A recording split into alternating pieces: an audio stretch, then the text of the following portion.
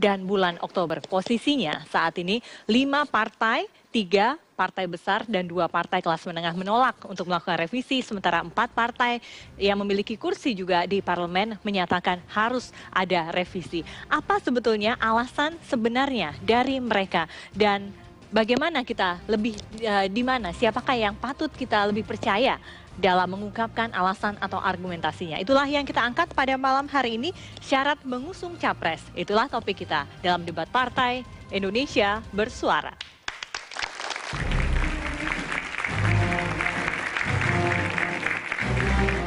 Satu tahun jelang pemilihan presiden, hiruk-pikuk perdebatan besaran angka ambang batas atau presidensial threshold masih terus bergulir di DPR.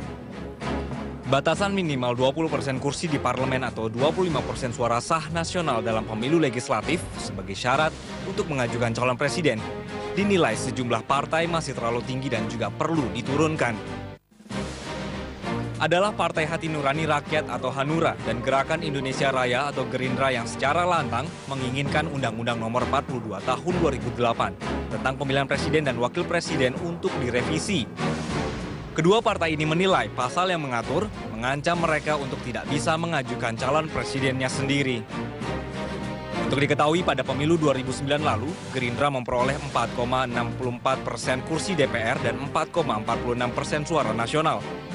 Sementara Hanura hanya memperoleh 3,21% kursi DPR dan 3,8 suara nasional. Anehnya, meski peluang untuk mengajukan calon presiden dan wakil presiden sendiri sangat kecil, kedua partai ini telah jauh-jauh hari mendeklarasikan para calonnya sendiri. Gerindra kini tengah mengkaji sejumlah nama untuk menemani Ketua Dewan Pembinanya Prabowo Subianto sebagai calon presiden. Sementara Hanura beberapa waktu lalu mendeklarasikan pasangan Wiranto Haritanu Sudibyo untuk maju sebagai calon presiden dan wakil presiden. Perdebatan besaran angka ambang batas ini juga tidak hanya dilontarkan oleh partai-partai dengan raihan suara kecil saja. Tercatat partai-partai menengah seperti P3 dan juga PKS menilai syarat presidensial threshold adalah mustahil. Di DPR, Badan Legislatif pun hingga kini belum memutuskan apakah akan mengubah atau tidak Undang-Undang Pemilihan Presiden yang menuai kontroversi ini. Sementara di luar sana, di saat partai-partai kecil dan menengah takut dengan besaran ambang batas, partai-partai besar seperti Golkar, Demokrat, dan juga PDI Perjuangan justru takut angka 20% ini diturunkan.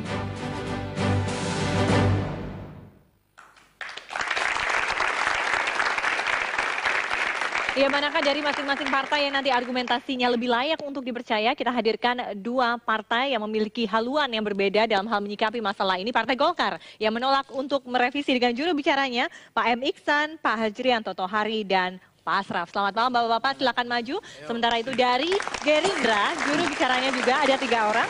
Fadlizon, Martin Huta Barat, dan Rindoko dari Gerindra. Selamat malam Bapak-Bapak. Iya, dan yang akan memberikan pendapatnya nanti melalui beberapa pertanyaan yang akan kami hadirkan beberapa segmen berikutnya adalah para mahasiswa dari 5 universitas, dari Universitas Bung Karno, Universitas Trisakti, Universitas Az-Zahra, Universitas Esa Unggul, dan Universitas Ibnu Khaldun. Kita berikan aplaus kepada generasi muda penerus bangsa ini. Selamat malam teman-teman. Sebelum kita mulai debat pada malam hari ini, saya ingin yel-yel dari masing-masing konstituen. Saya mulai dari Gerindra dulu. Silakan. Gerindra, menang. Prabowo, Presiden Indonesia Jaya. Baik, terima kasih. Dan bagaimana dari Golkar? Silakan juga memberikan yel-yelnya. Suara Golkar, Suara rakyat, suara Golkar, suara rakyat, ARB, Presiden. Oke, baiklah, terima kasih.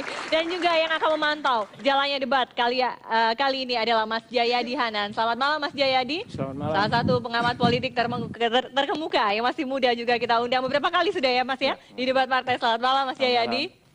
Selamat malam Bapak. Oke, baiklah Bapak-Bapak jangan gentar begitu. Sesuai dengan hati saja begitu bagaimana jalannya debat ini nanti biar mahasiswa dan juga Mas Jayadi yang menilainya. Saya mulai dari pertanyaan simpel saya yang sederhana adalah tolong jelaskan secara singkat posisi masing-masing. Kenapa Golkar menolak?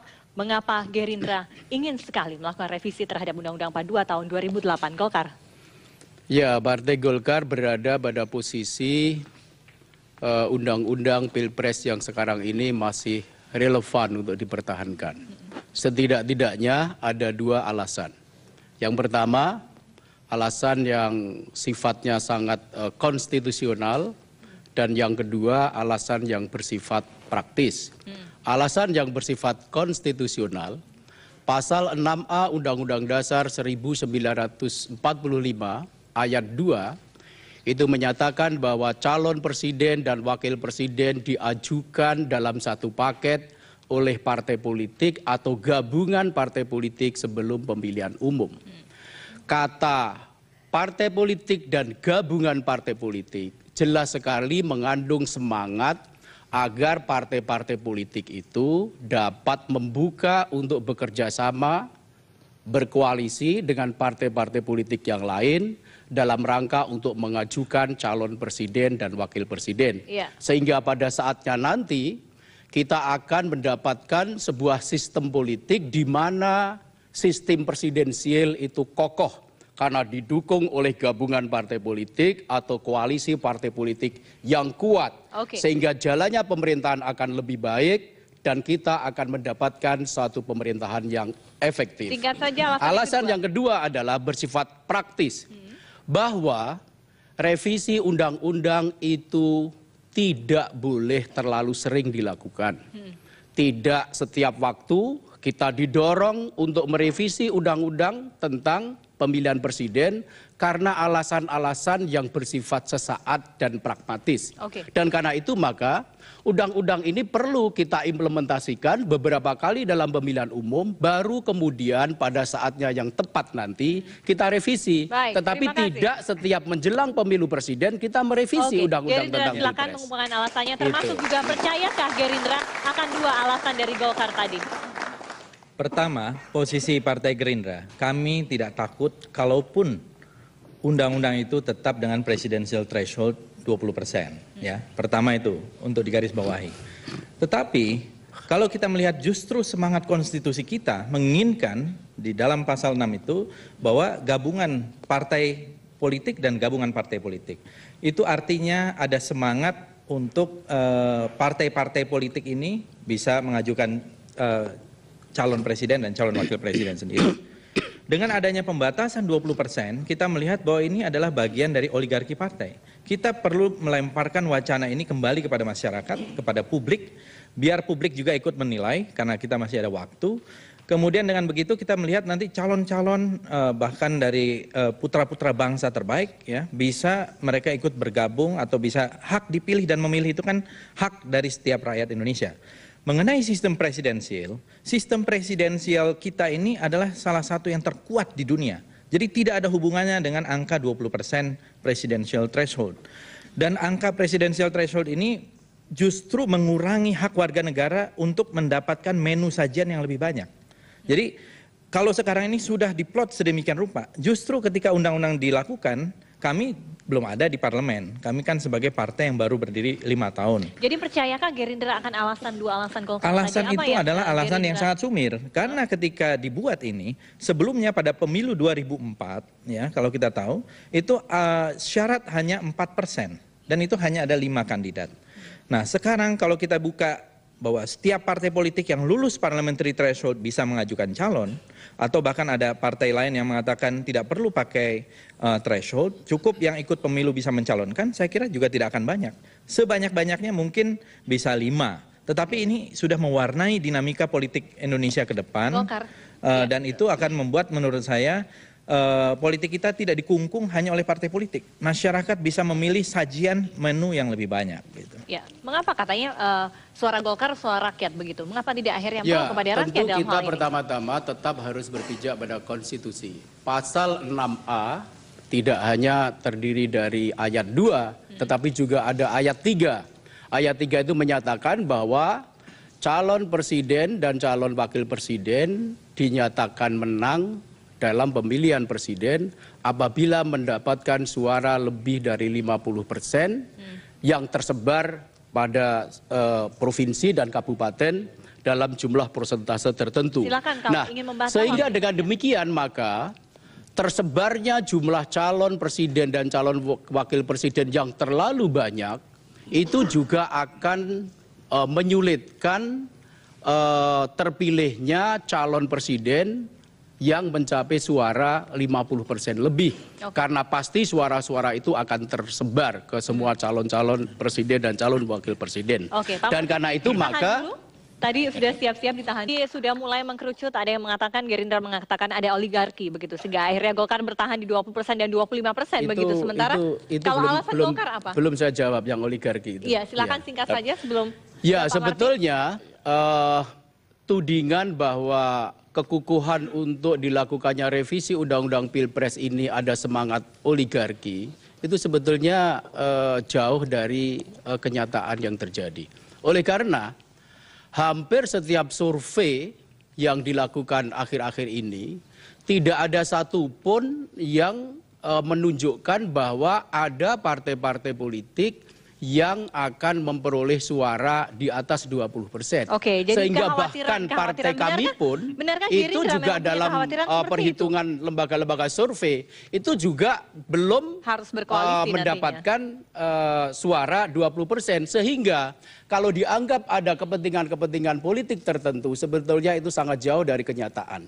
Yang penting di sini adalah berapapun perolehan partai politik kami, semangat untuk membangun kebersamaan, kerjasama, atau yang sering disebut dengan koalisi dengan partai-partai politik yang lain itu sangat penting dan strategis dalam rangka untuk mewujudkan suatu pemerintahan yang kuat dan efektif. Baiklah, termasuk dengan Gerindra nantinya. Betul. Gitu, siapa tahu.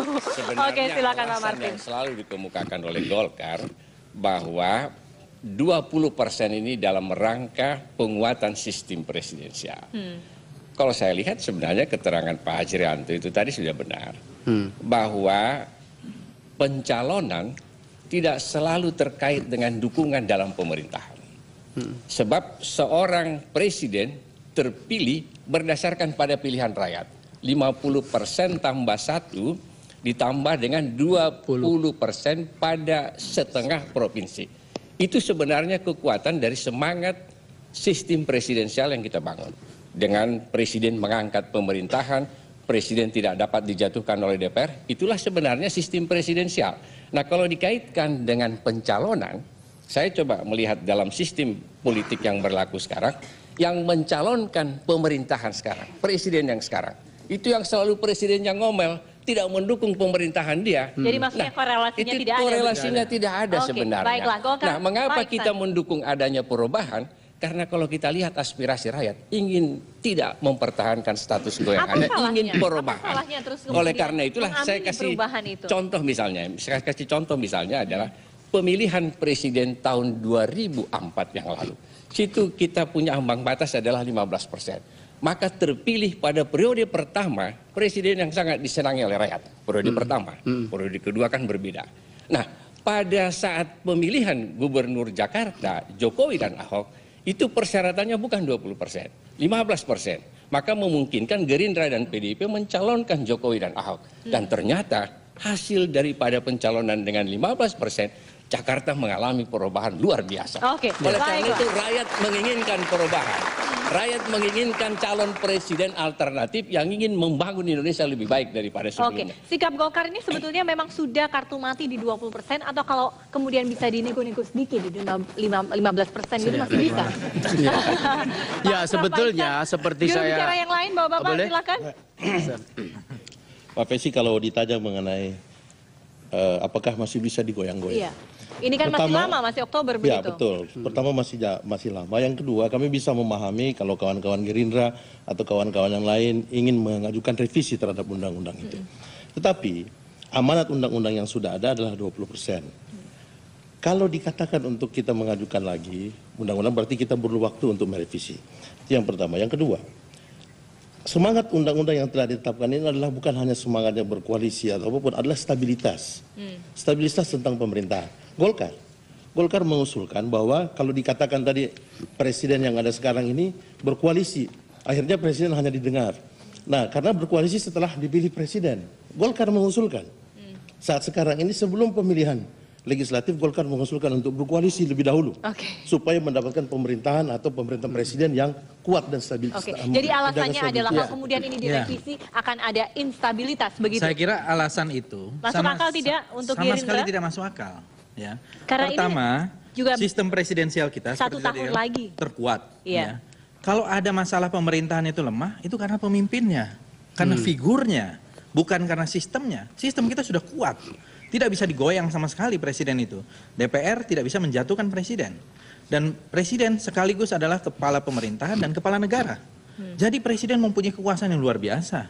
Masalahnya kalau presiden itu lemah, bukan karena sistem, tapi karena yang bersangkutan sendiri yang lemah. Oleh karena itu pilih presiden yang kuat, presiden yang bisa membawa perubahan, presiden yang tegas. Jangan dilupakan, Iya. ya. Silakan. Jangan dilupakan. Silakan. Gerindra. Ya, terima kasih. Masih untuk Gerindra, oke. Pak Arianto tadi meluruskan bahwa selalu disebut pasal 6 tadi Pak ya. 6A, bukan 6 ya. Partai dan gabungan partai. Saya kira ada yang lebih penting dari pasal 6. Menurut kami amanat Undang-Undang Dasar sekaligus di dalam diktum menimbang Undang-Undang 42 tahun 2008. Di situ jelas disebutkan di huruf C bahwa memberikan kesempatan sebesar-besarnya kepada rakyat untuk ikut berpartisipasi dalam pemilihan presiden dan wakil presiden. Ini saya kira makna demokrasi itu sendiri.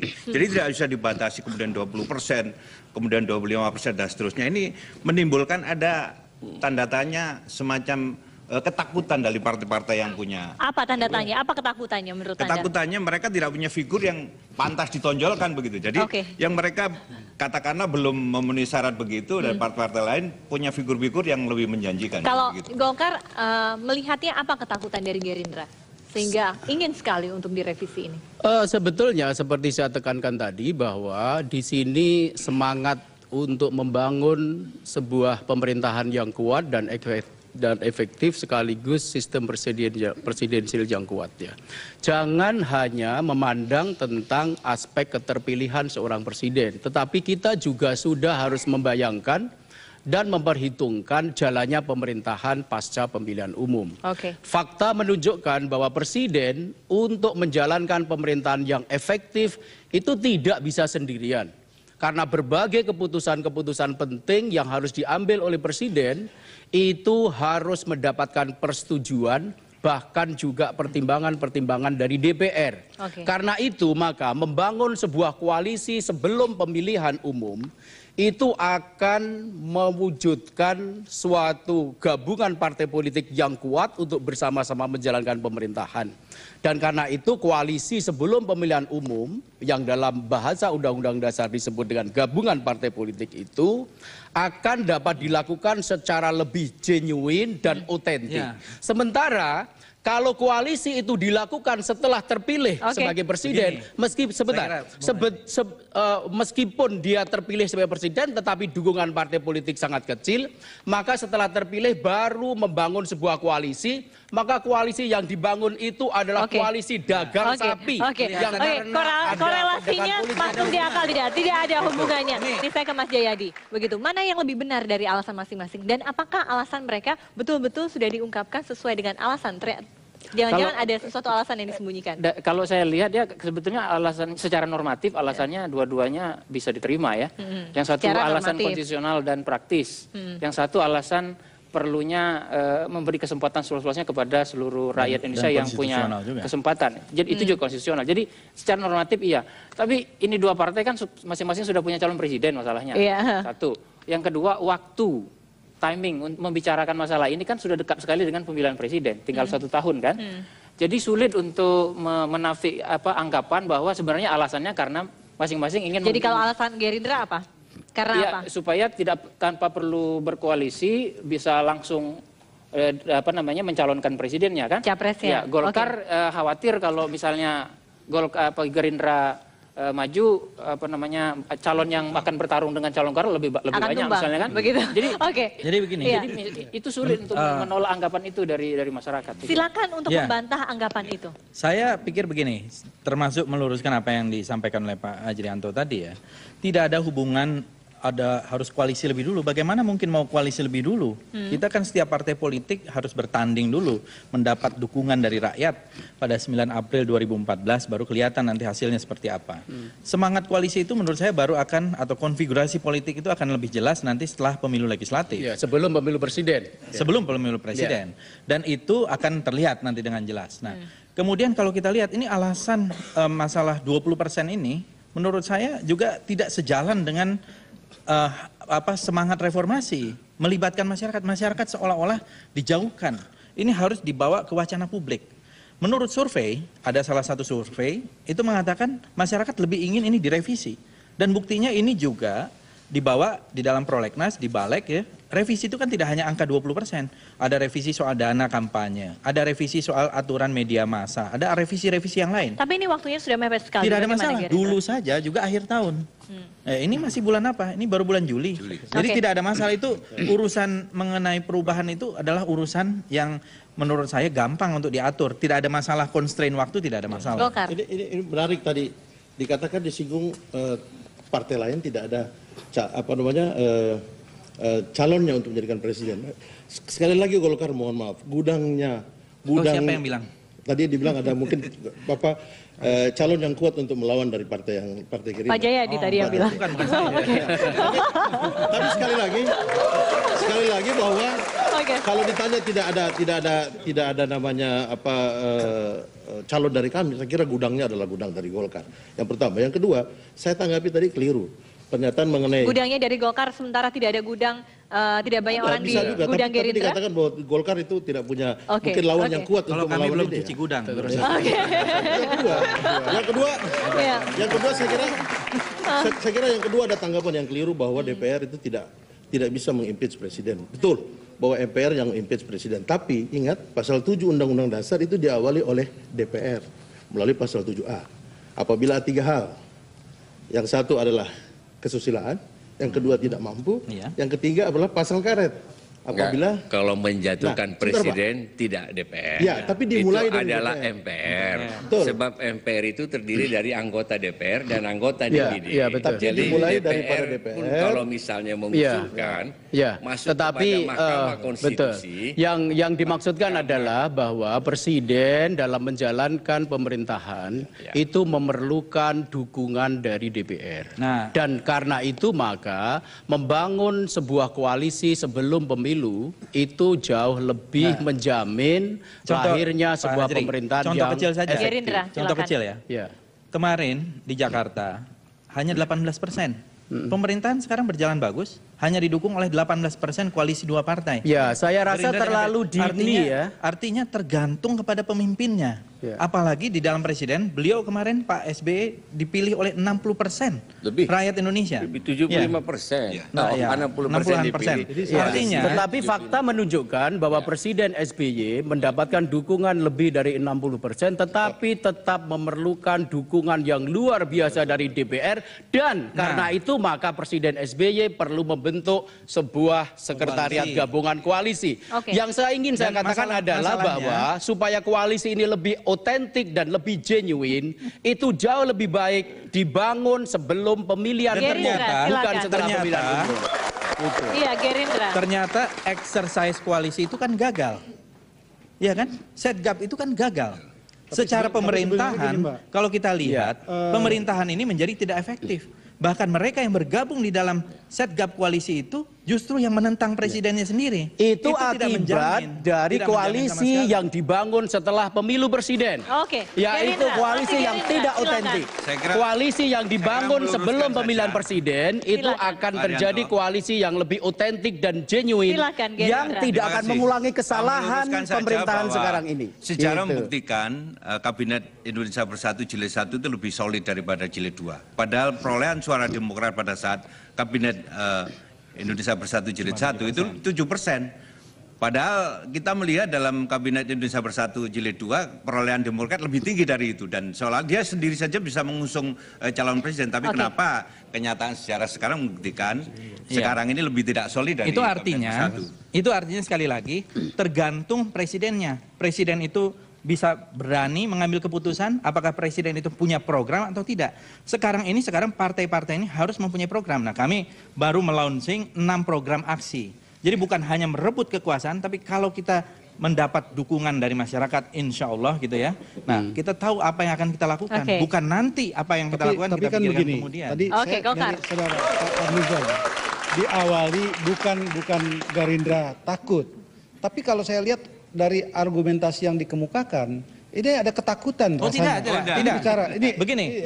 kami ini boleh dong saya bicara. Saya menangkap dulu. Kalau takut sama sekali tidak takut. Saya udah garis bawahi tadi. Itu yang saya tangkap gitu. Kalau tidak takut dengan 20% ini, kenapa tidak bisa diterima? Karena mungkin faktor-faktor yang membuat Gerindra sendiri merasa bahwa tidak bisa melakukan koalisi-koalisi. Saya kira bukan ketakutan yang melandasi. Jadi ini kalau faktornya. kita lihat hasil survei hari yang kedua, tadi dikatakan bahwa oleh Pak siapa namanya? Pak Rindo. Pak Rindo. Bahwa dikatakan bahwa tidak ada figur. Kami memiliki figur yang kuat. Kalau soal itu kita punya kekuatan dan punya keyakinan figur kita adalah figur yang kuat untuk maju sebagai calon presiden. Jadi ini faktor di mana satu sistem tadi dibilang kata sistemnya sudah kuat. Lalu dibilang figurnya, kembali kepada soal figur. Oke lah, sekarang kalau sistemnya kuat, dengan sistem, dengan undang-undang nomor 42 sekarang ini, kenapa sistem ini tidak bisa diterima? Pak, kita kan bicara alasan, argumentasi. Argumentasinya karena sistem presidensial. Saya katakan sistem presidensial kita terkuat di dunia, nomor 1 di dunia, terkuat. Tidak bisa digoyang. Berarti alasan itu sumir. Artinya undang-undang 42 ini bisa diterima kalau pernyataan sistem ini kuat. Bukan, karena artinya ini tidak kan perlu tidak ada undang-undang antara Anda bisa, presidensial berarti saudara Fadlizon bisa menerima tidak ada hubungan PT 20% presiden itu kuat atau untuk presidensial threshold ini bisa diterima harusnya. Kenapa mesti harus ditinjau kembali? Ini kita ingin rasa kekhawatiran apa yang ini kita ingin menggandrungi Gerindra kalau kami sehingga ini ingin melibatkan rakyat. Iya kan? Kalau perlu independen. Tapi kan independen tidak boleh menurut konstitusi. Tapi kalau boleh independen kenapa tidak? Nah, tetapi sekarang jangan dibatasi. Semakin banyak calon semakin bagus. Berarti sajian makanan yang ada di Prasmanan ini rakyat bisa memilih makanan jauh lebih banyak. Begini. Ini masalah Gerindra, silakan. Ya, saya kira bukan ketakutan 20%. Untuk merevisi kembali Undang-Undang 42 ini banyak hal yang kita bicarakan tadi Pak Fadli sudah sampaikan berapa termasuk biaya kampanye dan sebagainya, pengusulan, pengajuan. Yang penting bagi kita bahwa substansi demokrasi itu sendiri bahwa kita memberikan kesempatan seluas-luasnya kepada rakyat untuk ikut dalam partisipasi baik sebagai calon presiden maupun mendukung calon presiden yang ada. Saya kira begitu. Ya. Jadi begini soal perlu undang-undang Pilpres ini. Saya gantian ya dari Gerindra Golkar dulu dong. Ya. Jadi sekarang saya rasa kita perlu membatasi semesta pembicaraan kita. Karena kita berbicara tentang Pilpres, maka dari itu sesuai dengan prinsip konstitusionalisme, kita harus ada koridornya itu di konstitusi. Bukan keinginan yang kemudian di atas namakan rakyat. Persis. Jika kita mendefinisikan keinginan kita sebagai keinginan di atas namakan rakyat, maka kemudian nanti kita berbicara terlalu keluar sistem, misalnya dengan mengintrodusir calon independen. Tentu kalau saya diajak untuk berbicara tentang kemungkinan calon independen, saya berada pada posisi yang menyetujui juga agar kita bisa menyajikan paket calon presiden dan calon wakil presiden yang beraneka ragam sehingga pilihan bagi rakyat juga sangat banyak. Tetapi poinnya Pak Martin justru poinnya di situ yang saya katakan. Justru karena kita berbicara dalam kerangka konstitusi, maka memang konstitusi kita membatasi hal itu. Satu-satunya pintu untuk mencalonkan calon presiden hanyalah partai politik. Dengan segala perasaan pahit, kan ini harus kita terima karena konstitusi seperti itu. Dan kita berada pada posisi tidak untuk mempertanyakan konstitusi. Undang-Undang 42 tahun 2008 ini bukan hanya melakukan revisi revisi dari undang-undang tentang Pilpres itu hanya bisa dilakukan dalam kerangka konstitusi. Betul. Oleh karena itu dan konstitusi itu mengatakan tidak menyebut angka 20%. Betul. Lain dengan pendidikan yang nyata-nyata ditulis di dalam konstitusi kita 20%. Tidak ada di dalam konstitusi kita disebut harus didukung oleh 20%. Itu persis sama seperti juga tidak ada kata-kata dalam konstitusi angka persentasenya jangan 20%, itu juga tidak ada. Dan karena itu maka ini sesuai dengan pikiran-pikiran perlunya dilakukan sebuah koalisi yang otentik dan genuine. Lagi itu tadi suara para politisi. Bagaimana? Ya, setelah kita tadi mendengarkan suara para politisi, kini giliran suara mahasiswa yang harus kita dengarkan. Para mahasiswa, siapkan alat Anda untuk menjawab keempat pertanyaan dari kami. Pertanyaan kami yang pertama adalah, Apakah pasangan capres hanya boleh diusung oleh parpol atau koalisi partai politik yang memperoleh 20% kursi partai di parlemen? A. Ya. B. Tidak. C. Tidak peduli. Silakan mulai menjawab, saya mulai dari sekarang. Apakah pasangan capres hanya boleh diusung oleh partai politik atau koalisi parpol yang memperoleh 20% kursi partai di parlemen? Jika Anda menjawab A atau ya, Anda bisa menjawab A atau 1 di alat itu. Jika Anda menyatakan tidak, Anda bisa menjawab B atau 2. Jika Anda tidak peduli, Anda bisa menjawab C atau 3. Silakan. Mulai ditekan. Sudahkah bisa kita upload jawabannya? Apakah pasangan capres hanya boleh diusung oleh partai politik atau koalisi parpol yang memperoleh 20% kursi di parlemen? Bagaimana mayoritas jawaban mahasiswa? Ataukah jawabannya nanti 50-50? Oke, saya akan manual saja. Begitu. Siapa yang menjawab A?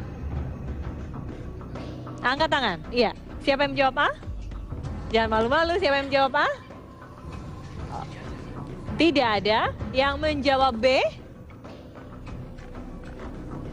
Oke, hampir semua. Jadi jawabannya adalah tidak. Apakah pasangan capres hanya boleh diusung oleh partai politik atau koalisi partai politik yang memperoleh 20% kursi di parlemen? Jawabannya tidak. Terima kasih jawabannya. Tadi sudah kita ajukan pertanyaan yang pertama. Yang kedua adalah, apakah semuanya 12 partai politik peserta pemilu berhak mengajukan capres dan cawapresnya di Pilpres 2014? Apakah ke-12 partai peserta pemilu berhak mengajukan capres dan cawapresnya di Pilpres 2014? A. Untuk ya, B. Tidak, dan C. Tidak tahu.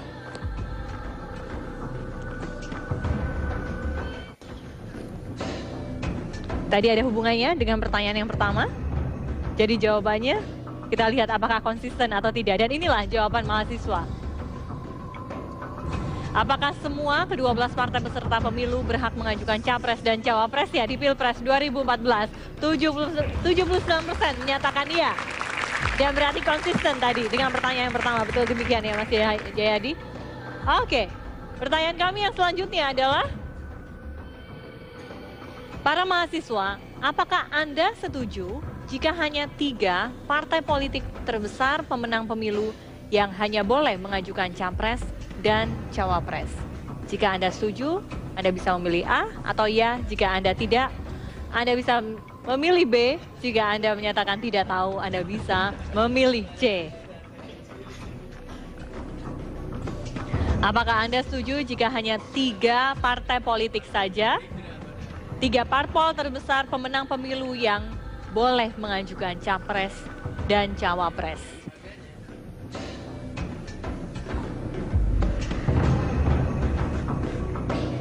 Baiklah, dan ini dia hasilnya. Konsisten tidak dengan tadi pertanyaan pertama dan kedua, jawaban pertama dan kedua, ternyata tidak. Atau B, berarti konsisten, begitu ya. Kita berikan aplaus kepada mereka. Jadi para mahasiswa sebanyak 81% menyatakan tidak setuju jika hanya 3 parpol terbesar pemenang pemilu yang boleh mengajukan capres dan cawapres. Terima kasih. Mas Jayadi, apa yang Anda bisa simpulkan? Ya, kalau dari mahasiswa tadi memang tampaknya lebih menginginkan banyak calon presiden ya. Sebenarnya itu tidak masalah kan, bisa kan kita punya pemilihan 2 putaran ya.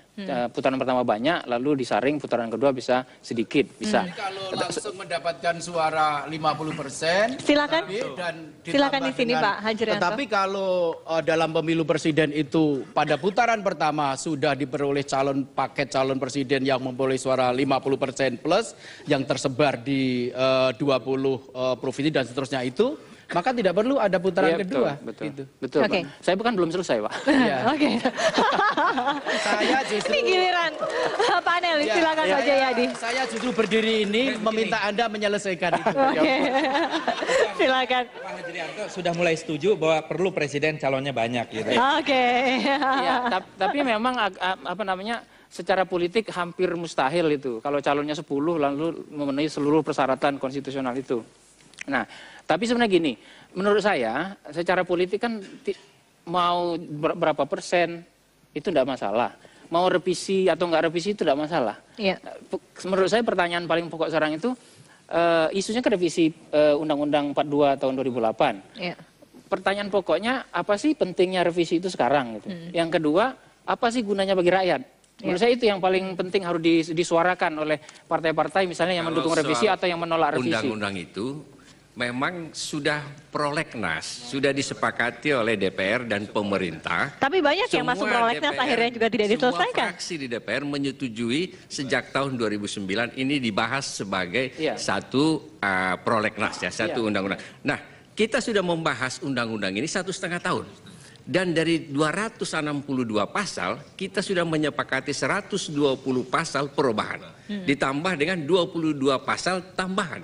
Kita hanya berhenti, tidak bisa sepakat dalam satu pasal saja mengenai presidensial threshold. Maka Gerindra tidak setuju kalau ini kemudian ditarik kembali seolah-olah tidak pernah kita membicarakan itu. Itu kan masih di balik kan? Ya, saya di Badan Legislasi. Jadi itu belum pembahasan belum.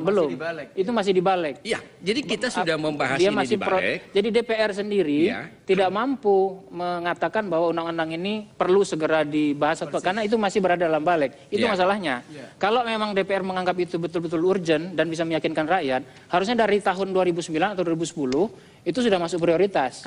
Tapi kan kenapa baru terakhir ini? Dan ini kita sudah sampai terakhir pun balik belum setuju. Membicarakan ini 1,5 tahun. Iya, tapi dibalik, Pak. Iya, dibalik. Maka kita harus memutuskannya. Dibalik, apakah kita bisa memutuskan yang satu pasal tadi atau tidak? Jangan ditarik. Ditarik itu seolah-olah kita tidak pernah membicarakan. Padahal kami dibalik sudah 4 atau 5 kali membuat pendapat akhir fraksi. Jadi terus-menerus rapat soal ini 1,5 tahun, kok tiba-tiba itu ditarik seolah-olah kita tidak pernah membicarakannya. Sangat sakit hati sekali begitu ya. Bagi kita tidak benar. Kalaupun misalnya kita tidak sepakat mengenai satu pasal tadi, tetapi kita putuskan, itulah demokrasi. Dan Gerindra tidak takut dengan soal 20%. Sekarang hasil survei LSN kemarin yang sekarang dinyatakan, itu Pak Prabowo 22,7% paling populer. Baiklah kalau begitu. Gerindra, tapi faktanya ini 5 lawan 4 begitu. Apa yang diharapkan oleh Gerindra pada paripurna bulan Oktober nanti? Bagi kita seperti yang saya katakan tadi, kita ingin merespons perubahan yang diinginkan masyarakat. Tapi saya kira gini Pak, secara politik kan perlu bagi Prabowo kan supaya dia bisa dipilih rakyat, itu kan dia perlu dicalonkan dulu. Nah, untuk dicalonkan dulu kan partai yang mencalonkan.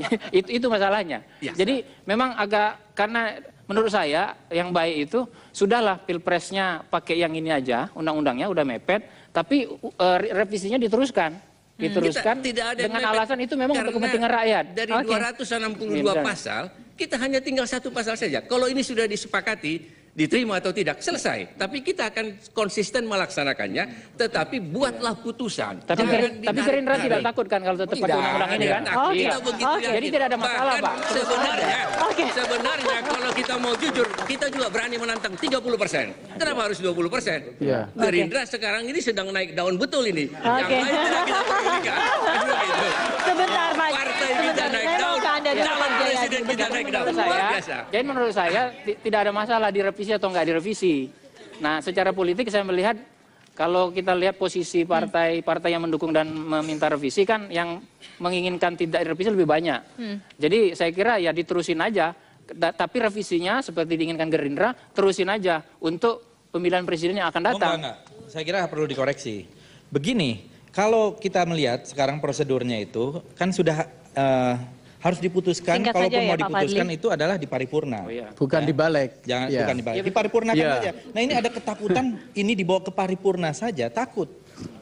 Coba diputuskan. Voting kalau perlu, biar rakyat menyaksikan gitu. Baiklah.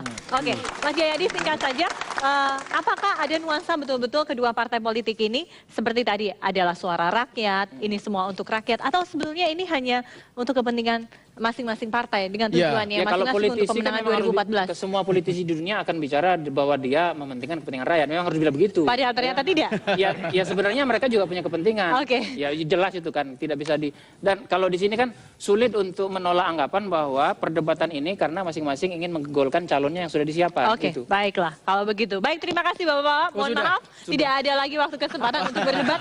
Silakan nanti di paripurna sekitar bulan September dan Oktober. Terima kasih mahasiswa sudah memberikan suaranya.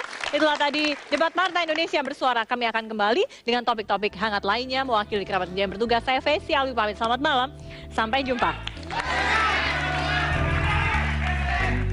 Cinta Indonesia, negeri bagaikan permata, bersada bermandi cahaya. Oh tanah air petanan elok rupawan, inilah senandung pujaan. Cinta, cinta, cinta Indonesia.